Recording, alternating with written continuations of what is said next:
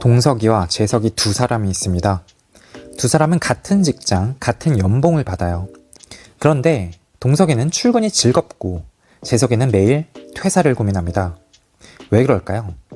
이건 단순히 성격 차이, 환경 차이의 문제가 아닙니다. 두 사람이 세상을 바라보는 이것이 다르기 때문입니다. 예전에 이런 일이 있었어요. 어느 날 친구들과 저녁 식사를 하고 있는데 한 친구가 회사 얘기를 꺼냈습니다. 진짜 너무 지쳐. 나 진짜 회사 그만둘까봐. 옆에 있던 다른 친구가 말했죠. 근데 너 회사에서 하는 일 좋아하잖아. 원래 그거 네가 꿈꾸던 업무였잖아. 그러자 그 친구가 대답했어요. 맞아. 근데 요즘은 그냥 돈 벌려고 다니는 느낌이야. 의미도 없고 그냥 기계 같아. 그 순간 제 머릿속에 스친 말이 있었습니다. 행복한 사람은 의미 중심의 프레임으로 산다. 우리 주변에는 이런 사람들이 너무 많습니다. 일을 하면서도 공부를 하면서도 왜 해야 하는지 모르고 그냥 해야 하니까, 남들이 하니까 그렇게 살아가는 사람들이요. 그러다 보니 작은 스트레스에도 쉽게 지치고 자신감을 잃고 인생 전체가 무의미하게 느껴지기 시작합니다.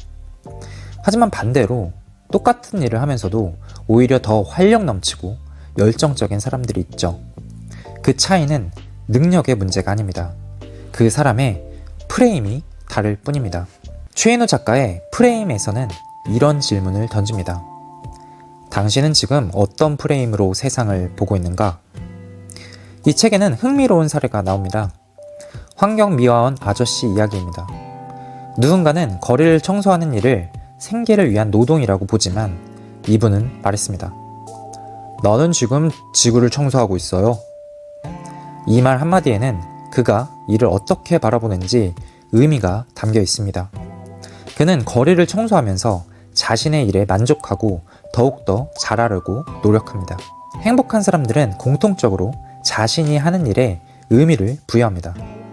단순히 무엇을 하는지가 아니라 왜 하는지를 자주 생각하죠. 이건 직업의 문제가 아닙니다.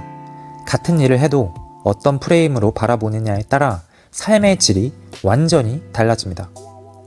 연구에 따르면 같은 일을 하는 간호사 중에서도 환자를 돌보는 일을 치유의 사명으로 여기는 간호사는 그저 돈을 벌기 위해 일하는 간호사보다 삶의 만족도, 건강, 심지어 수면의 질까지 훨씬 높았다고 합니다.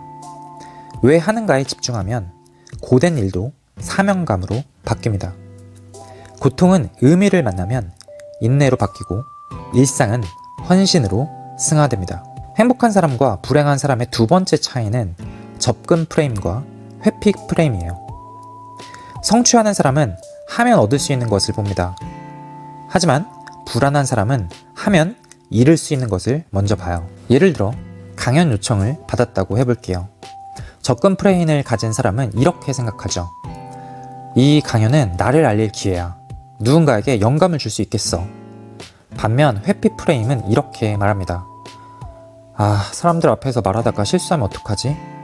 괜히 망신당할지도 몰라. 같은 상황이지만 프레임이 완전히 다른 결과를 만들어냅니다. 도전하는 사람, 성장하는 사람은 모두 접근 프레임으로 세상을 봅니다. 그리고 더 중요한 건요. 나도 누군가에게 프레임이 된다는 사실입니다.